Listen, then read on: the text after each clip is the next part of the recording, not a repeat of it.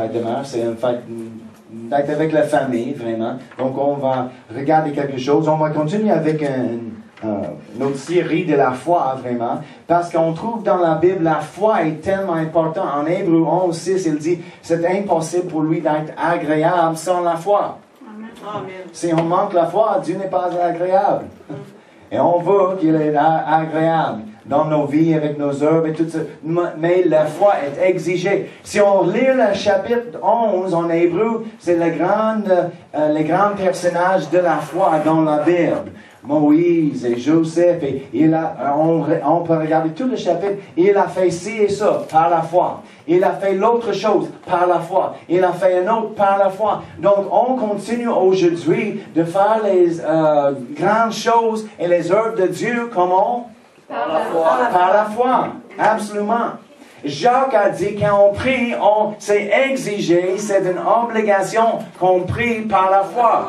Si on manque la foi ou si on prie sans foi, il a dit que cet homme, il ne s'imagine pas. Oui. Il va recevoir quelque chose. Et c'est un grand problème dans l'Église aujourd'hui. Il y a plusieurs qui prient, mais sans foi, rien arrive. Et elle dit, je n'ai pas beaucoup de confiance, Dieu n'écoute pas, ou c'est pas sa volonté, ou la prière ne marche pas. Non, parce que simplement, plusieurs prient sans foi. Donc, qu'est-ce que la foi? C'est simple, c'est très très simple. C'est de croire. Amen. Croire en quoi? La parole de Dieu. Les promesses, comme on a lu en Philippiens 4:19, mon Dieu pourvoira tous mes besoins selon sa richesse en gloire avec Jésus-Christ. C'est la même chose. De croire la parole de Dieu. De croire la parole plus que les circonstances. Parce que les circonstances, on trouve dans notre vie, sont un fait. C'est la fait. La fait, la pression de sang est trop haute. Il y a un problème avec la pression de sang, peut-être. Mais c'est un fait. On peut regarder, on peut voir. On peut entendre les choses, les nouvelles. On peut, les 5 sens.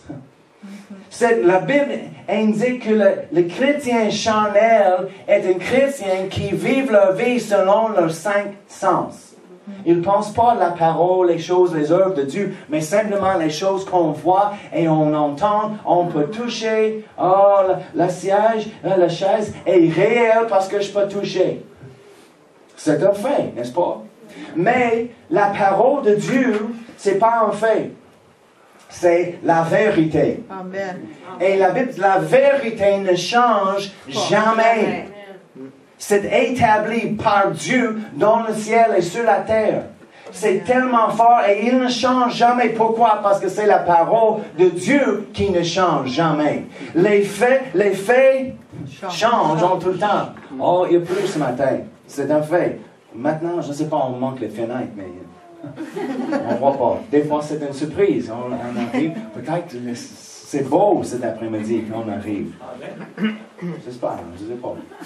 Mais les faits peuvent changer. Donc, le fait d'avoir quelqu'un qui a la pression de sang trop haut, c'est un fait. Il peut changer, comment? Par la vérité. Parce que la vérité, écoutez bien, la vérité est plus forte que les faits. Amen. Et avec la vérité, on peut changer les faits. Amen. Ou les circonstances. Oui. Nos circonstances, c'est un fait. Il existe. On n'ignore pas. On dit oui, c'est vrai. Mais quand on médite sur la parole peut devenir plus réelle dans nos cœurs que les circonstances. Oui. Même si on voit la maladie, même si on voit le manque dans la finance, même si on voit ou écoute les choses les enfants disent, et si nous sommes consumés avec ça, c'est la fin. La fin par les faits. Mais on peut prendre, médite de la parole. Médite sur la parole. Non. La parole dit. C'est comment Jésus a gagné la victoire contre l'ennemi, n'est-ce pas? Oui. Il est écrit. La Bible dit. Il a dit. Il a cité la vérité contre les faits. Et il a gagné. On peut faire la même chose. Oui. Okay? Tournez à Hébreux 11, verset 1 encore. On va regarder. La foi est une vive représentation des choses qu'on espère, est une démonstration de celles qu'on ne voit point. Encore, la foi n'est pas juste un feeling. C'est pas un sentiment. C'est pas une pensée merveilleuse. Non, la foi est une substance spirituelle. Oui. Et c'est quelque chose on dépense. Donc, un jour, on peut avoir beaucoup de foi et un autre jour, moins de foi. Juste un peu. Donc, c'est pas une mauvaise chose. On peut grandir. Jésus, il a parlé au sujet de la foi des personnes en tout temps. Ah, un homme de grande foi. Ah, tu as un peu de foi. Pourquoi tu as... Combien de temps je reste avec vos hommes de peu de foi? Mais la bonne nouvelle est on peut grandir dans la foi, ramasser plus de foi et exercer notre foi pour changer les faits, changer les circonstances. Okay? Il a dit, notre foi est l'évidence. Oui. Amen. On a les circonstances, une maladie, les faits, quelqu'un dit, tu es guéri? Oui, l'évidence de la guérison. Ma foi est l'évidence de ma guérison. Amen. Okay? Et on ne déclare pas les choses à tout le monde parce qu'il y a plusieurs qui ne comprennent pas. Des fois, c'est bon juste de garder à nous-mêmes. Si on a même dans la famille, des fois la famille ne comprend pas la foi, les choses. On a besoin d'un appel psychologue. Maman a perdu la tête, elle. Elle dit elle est guérie, mais évidemment elle est malade. Non, on déclare notre foi des fois juste seul dans la chambre, à haute voix. Amen. Ou si on a un ami, c'est pourquoi c'est tellement important d'avoir les amis dans l'église qui croient la même chose que nous. On peut parler avec un ami pour encouragement, pour encourager quelqu'un d'autre. Ah oui, merci, oui, c'est vrai, la parole dit ça, c'est vrai. Oui. Ah oui, juste en parlant. Il y a une réunion hier soir pour un des groupes d'âge. Il fait des jeux, des choses. Et juste en parlant, on peut encourager les uns les autres. C'est bon de former les liens entre les uns et les autres parce qu'on a besoin. Nous sommes plus forts ensemble. C'est la vérité. C'est pourquoi on parle au sujet de la foi, parce qu'on peut aider les autres, les uns les autres, avec notre foi. C'est pas encore, juste comme on parle souvent de notre argent, nos biens, c'est pas juste pour nous de ramasser les choses, non, pour être une bénédiction pour les autres. C'est le même avec notre foi, c'est pas juste pour ramasser la foi pour nous-mêmes. Oh, regarde, j'ai une grande foi pour ma famille, pour mes choses, mes circonstances. Bonne chance à vous autres.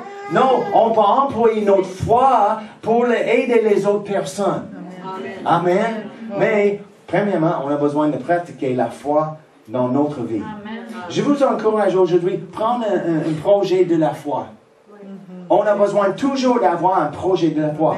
Mais je n'ai pas une grande chose dans ma vie. Ah, merveilleux. Prendre une petite chose et croire pour quelque chose. Seigneur, je demande pour un extra $20 ce mois pour donner à quelqu'un dans l'église pour quelque chose. Amen. Oh, mais c'est facile, j'ai un extra $20. Non. Ne prends pas ça. Demande pour un autre de venir par la foi. Et quand elle arrive, tu vas dire, ah oui, c'est pratique. Oh oui, parce que si on peut employer notre foi dans les petites choses, quand les grandes choses arrivent, nous sommes prêts. On a déjà pratiqué, nous sommes prêts, on comprend comment exercer la foi, comment déclarer la parole. C'est le problème souvent. Plusieurs chrétiens font rien. Le médecin dit, oh, c'est le cancer. Oh, ok, la Bible dit quoi ça? Oh, hey, je comprends pas la foi, qu'est-ce qu'on fait? C'est le monde chrétien, souvent. Non. Non, on pratique la foi chaque jour. C'est pas juste 2 heures dimanche. Non, on déclare la parole chaque jour. On a besoin d'avoir les déclarations de la parole dans notre vie. Et en particulier, s'il y a un besoin, même plus des déclarations concernant les besoins. pour un emploi, pour les enfants, pour la famille, pour la guérison. Quelque chose sur lequel on peut méditer en tout le temps. OK? Tournez avec moi, 2 Corinthiens 4, on va regarder encore. 2 Corinthiens 4, verset 13. Dit, et comme nous avons le même esprit de foi, comme j'ai dit, la foi est un esprit. On peut remarquer un esprit de foi. Les personnes qui croient tout est possible. Il n'y a rien d'impossible. C'est un esprit de foi. Et on peut catcher l'esprit de foi. Et comme nous avons le même esprit de foi qui est exprimé dans cette parole d'Écriture, Paul a dit, j'ai cru, c'est pourquoi j'ai parlé. Nous aussi, nous croyons et c'est pour cela que nous parlons. Comme je dis déjà ce matin, si on parle plus des circonstances, non, c'est pas bon. On déclare les circonstances. On solidifie les circonstances dans nos vies en déclarant les circonstances. Je suis pauvre. Je manque les moyens pour ça. Oh, chaque fois quelque chose. Oh, je manque le moyen pour ça. Je manque le moyen pour ça. Je manque. Je n'ai pas assez. Qu'est-ce qu'on fait? On solidifie le fait, pas la vérité, parce que c'est contre la vérité. Amen. Parce que, mon Dieu, pourvoira tous mes besoins. Il y a plusieurs versets qui disent, je ne manque de rien. L'Éternel est mon berger, je ne manquerai de rien. Est-ce qu'on croit la parole vraiment?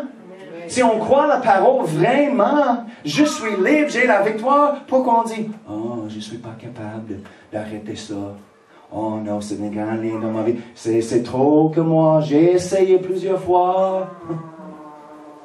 Mais c'est trop difficile, c'est impossible. Non, on parle comme ça, on déclare, je ne crois pas à la parole de Dieu. Écoute, je ne crois pas à la parole parce que oh oui. Oui. Je puis tout en Jésus-Christ qui me fortifie. Amen. Non, même si l'habitude est très forte contre moi, oh j'ai essayé. Non, c'est pas moi. Il me fortifie. Je déclare, je suis plus fort que cette mauvaise habitude. Non, non, Jésus, oui. J'arrête. Amen. Mais je n'arrête pas. Mais je continue de déclarer la vérité et on verra les circonstances changent.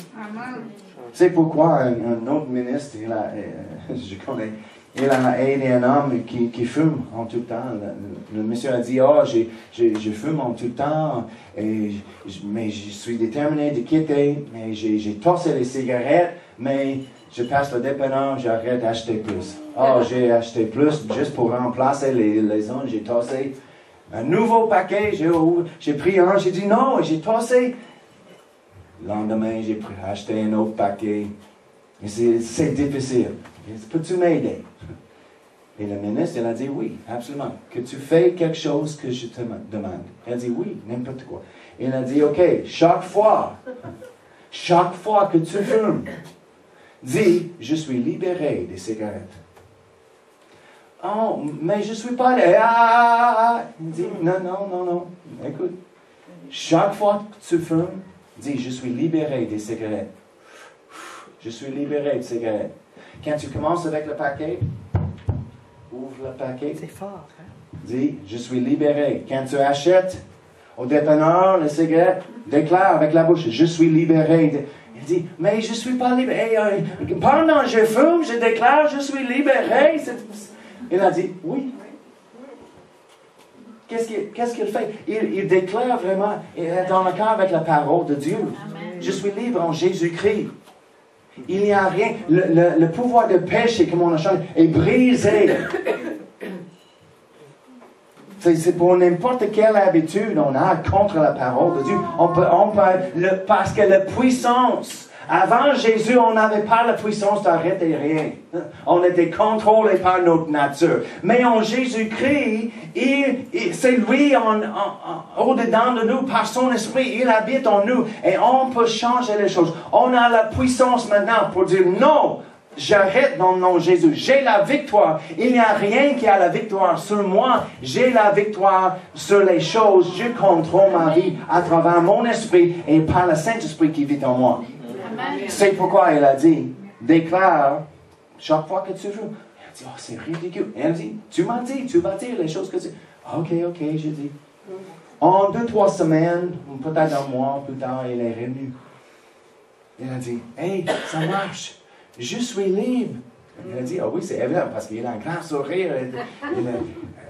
Et il a dit, au début, j'ai commencé, j'ai fumé, j'ai dit, oh, je suis libre. Je suis libre. Au nom de Jésus, je suis libre de fumer des cigarettes. Il a dit, ok. Il a acheté un autre paquet. Chaque fois, il a pris une cigarette. Chaque fois, il a allumé. Il a dit ça. Je suis libre dans le nom de Jésus, des cigarettes. Il ne me contrôle pas. Je suis libre dans le nom de Jésus.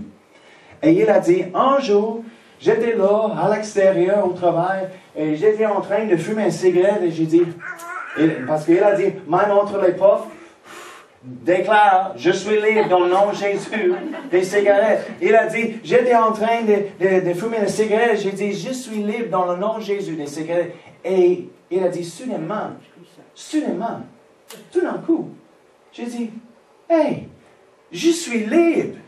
Je n'ai pas besoin de ça. Je ne veux pas ça. Je suis vraiment libre dans le nom de Jésus. Il a dit, j'ai éteint le cigarette, je n'ai jamais pris un autre. J'ai passé les dépanneurs, qu'elle a pensé. J'ai dit, non, je suis libre dans le nom de Jésus. Il a dit, oui, c'est biblique. On chante des chants comme ça. Que le faible dit, je suis faible. Non, c'est les chrétiens, la vie de chrétien, juste comme le monde. Quand nous sommes faibles, on dit, oh, nous sommes faibles. Oh, tu es malade. Oui, c'est malade. Oh, très malade. Oh, probablement, je ne travaille pas demain parce que je suis malade. On déclare notre foi. Soit bon, soit mal. On déclare la foi. Donc, c'est pourquoi la Bible dit que le faible dit, je suis fort. On peut dire dans le même principe que le malade dit « Je suis guéri ». Que le pauvre dit « Je suis riche ». Amen. Oh, je ne sais pas. Je suis riche. Oui, une pleine provision, en abondance, pour être une bénédiction pour tout le monde. Amen. Quand on a besoin d'argent, je déclare, l'argent vient en tout le temps. L'argent vient dans notre vie continuellement, juste encore. Le moment l'argent arrive, il y a plus qui arrive. Ah, tu dis ça? Oui. Quand Dieu nous a donné, il nous a demandé de prendre la maison pour commencer l'église, c'était une grande église. J'ai partagé l'histoire avec Pasteur John et Laura l'autre jour, parce qu'il a compris toute l'histoire. Et on a déclaré la parole. C'était une grande maison, c'était énorme, la plus grande maison. On avait 3 ou 4 en Floride, pas en même temps, mais un après l'autre, et on a grandi dans la foi, et on a pris un meilleur chaque fois. Et le dernier, on était confortable. Mais le marché est tellement différent ici, c'est dispendieux ici. On a pris, wow, c'est combien? On a pensé qu'on va payer X pour ça. Et dit, on n'achète pas une grange avec ça. Pas une remise, pas rien, juste une petite cabane, non. Et Dieu a dit, ok, c'est la maison, c'est la tienne. Gloire à Dieu. J'ai regardé le prix, j'ai dit, oh non, trompé Seigneur, je ne sais pas le nom. Certainement, il y a un autre, parce que qui va payer pour ça? On a laissé Floride, on a laissé l'emploi, on a laissé les chèques régulés avec l'emploi. On est ici, juste avec les partenaires maintenant, en ce moment-là. Et en plus, juste 1 an et demi avant, on était capable, on n'a pas le crédit pour acheter un matelas. Parce qu'on était les nouveaux au Canada, on commence avec 0 crédit.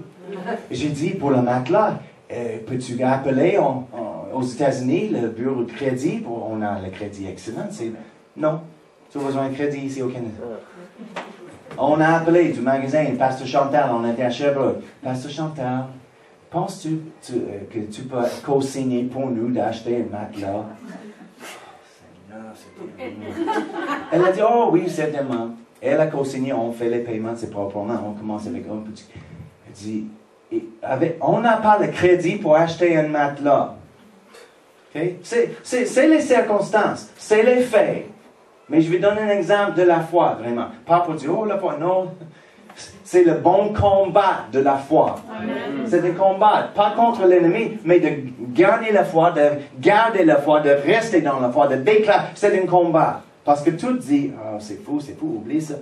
Mais Dieu a parlé, c'est notre maison. Sans un mot de Dieu, on ne fait pas ça. Okay? Il y a certaines choses qui sont fous. Folles. Mais, si on a un vrai parole, pas juste une imagination, mais une vraie parole de Dieu, on peut. Mais elle exige la foi, pareil. Donc, il a dit, prends la maison. C'était plus grand que la maison en Floride. Le dernier, on a payé. C'était beaucoup, le paiement était beaucoup plus.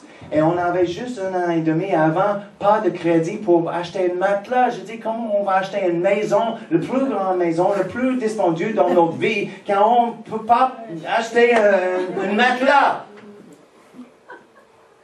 Soudainement, juste dans l'intérieur, demande les propriétaires de prendre l'hypothèque pour vous. Je dis à Cindy, on va demander ça. Cindy dit, oh non. Demande parce qu'elle ne veut pas donner une offense, parce que si quelqu'un prend une offense, elle dit, on cherche quelqu'un d'autre, on veut travailler avec vous.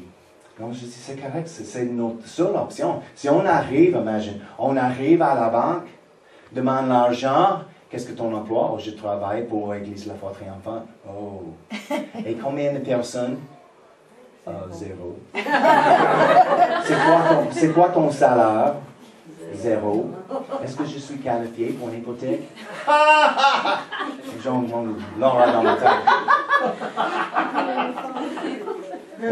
On dit non. J'ai assez de sagesse, n'arrive pas à la banque et demande ça parce que je veux pas entendre temps. Donc, on a demandé à l'agent immobilier, demande au propriétaire s'il va prendre l'hypothèque pour nous. Elle dit,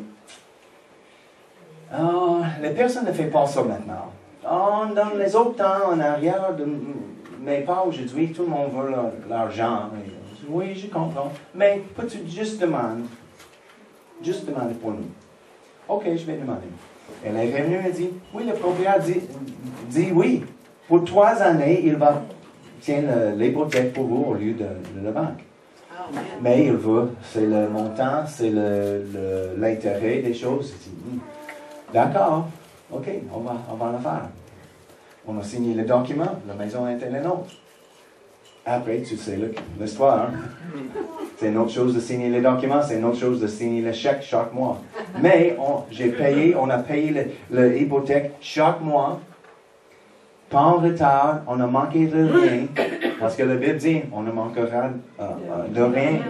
On a déclaré la parole. Quand l'argent n'était pas là dans la banque, on a déclaré la parole. Non, chaque fois on a dit la bénédiction pour la nourriture, on a confessé pour nos besoins.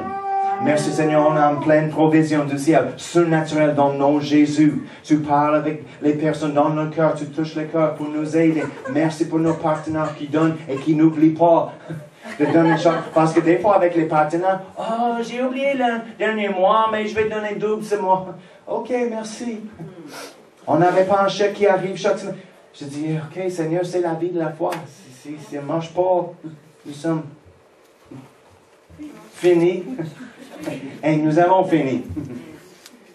Mais et la madame appelle, elle avait un emploi, un business vraiment. Et c'est un grand business, c'est juste elle et son mari fait des choses. Et elle a dit, le Seigneur a mis dans mon cœur de donner $1000 ce mois pour vous. Avez-vous besoin d'argent? Je dis, oui, on peut utiliser $1000 avec ça. Oui, c'est tellement. C'est facile. Et elle dit, merci Seigneur, gloire à Dieu. Mais on a déclaré la parole en tout le temps. Le fait était, l'argent n'est pas là, mais on n'a jamais dit, on n'a pas assez. On n'a pas le moyen pour ce mois, qu'est-ce qu'on fera? On n'a pas l'argent, on manque l'argent, Non, on déclare en tout temps. Merci Seigneur pour ta provision. Nous avons une pleine provision. On ne manquera de rien. Aujourd'hui, on manque de rien. Dans le nom de Jésus, merci. Tu es mon Dieu qui pourvoira tous mes besoins selon sa richesse en gloire avec Jésus. On a confessé la parole comme ça jusqu'à on a été convaincu plus de la vérité que les faits qui existent. Amen. C'est pas quelque chose de mental. Comprenez-vous? C'est pas juste parce que, oh, si tu confesses, mentalement, éventuellement tu es vaincu, c'est vrai. Faut croire sans Non, c'est vrai si nous sommes convaincus ou non. C'est la vérité. Oui.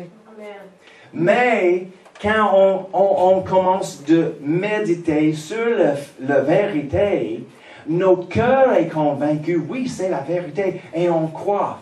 Quand on croit la vérité, la parole de Dieu, c'est la foi. Quand on déclare par la foi, les circonstances commencent à changer. Avec la santé, c'est pourquoi on ne confesse pas mon arthrite. Oh, c'est mon arthrite, mon ami arthrite, il arrive ce matin, il pleut, oui. Ou si on voit le météo, oh, il va pleurer. Pas pleurer, pleuvoir. Je vais pleurer, ici pleuvoir. Vendredi, dans le matin, mon arthrite arrivera, certainement, juste comme la pluie arrive, mon arthrite arrive avec ça. On déclare, c'est le mien, mon arthrite. Je possède, c'est la mienne. C'est ma grippe. On déclare notre foi. Oui. Soit bon, soit mal. Non, c'est mieux de déclarer la parole de Dieu. Rappelez, je vais juste reciter l'histoire, parce que c'est les fêtes des mères. Le mère dans la Bible. On va regarder juste tout de suite. Matthieu 15, c'est cool. Okay. Matthieu 15.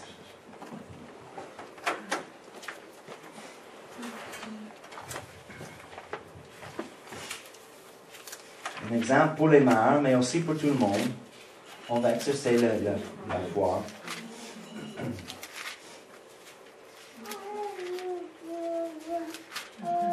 Verset 21, 15-21.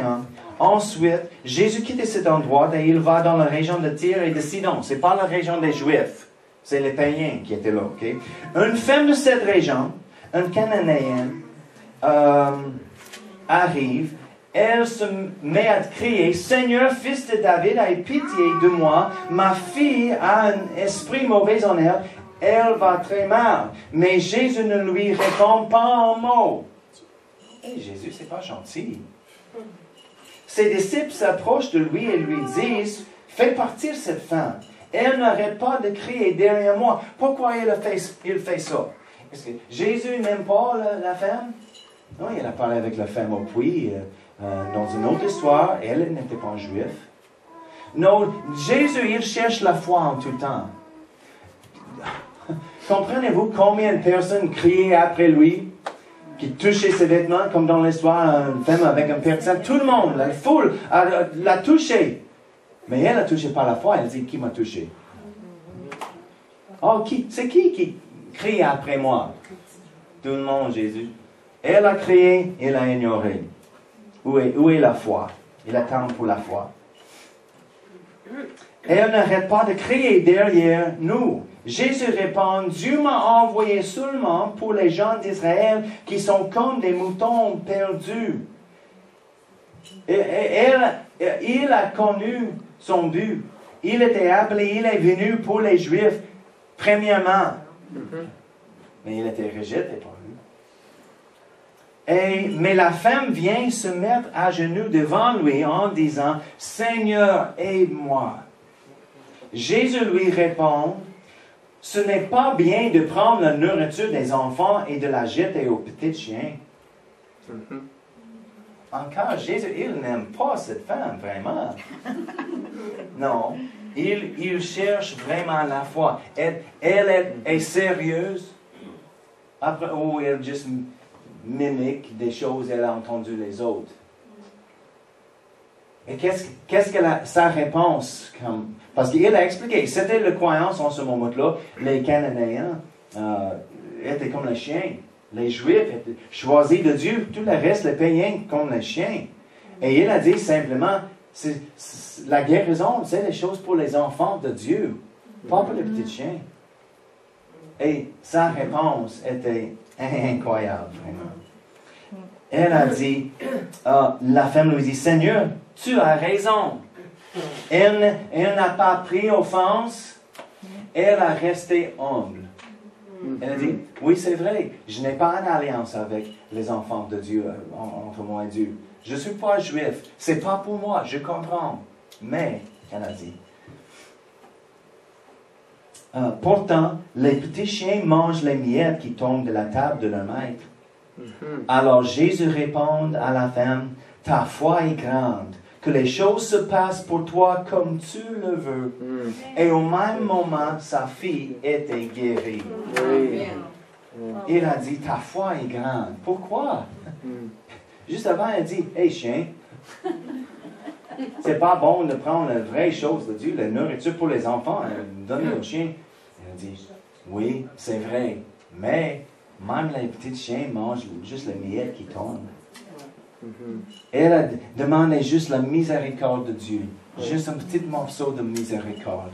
Et elle n'arrête pas. Elle était déterminée. La foi a une détermination, une persévérance. Et il ne quitte pas. Et il y a une audace pour demander. Quand tout le reste dit, oh, on ne demande pas ça.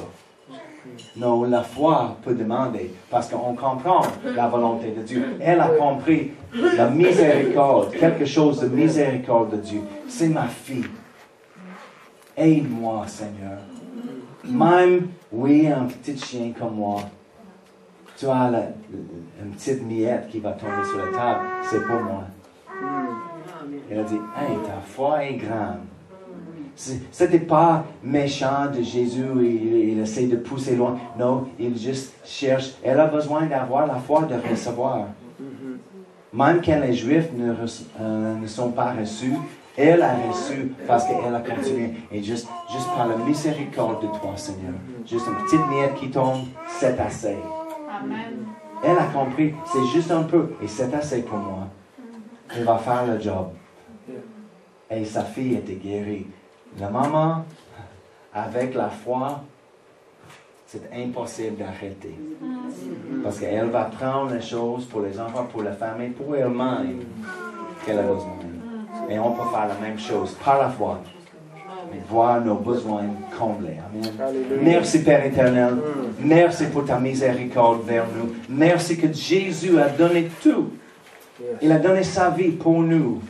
Oh, nous sommes sauvés, guéris, remplis. Oh, et satisfaits, bien satisfaits, Seigneur, à cause de Jésus. Merci pour la foi que tu as donnée à chaque personne. Et on peut grandir dans la foi par la parole de Dieu. Aide chaque personne cette semaine de déclarer leur foi, Seigneur. Les bonnes choses, la parole de Dieu, les bonnes promesses de ta parole, Seigneur. De pratiquer la foi, de trouver un projet de foi, même un petit, pour pratiquer la foi et rendre gloire à toi pour quand la réponse arrive. Oh, sois glorifié dans notre Église, Seigneur. Bénis toutes les familles aujourd'hui représentées ici, dans le nom de Jésus. Amen.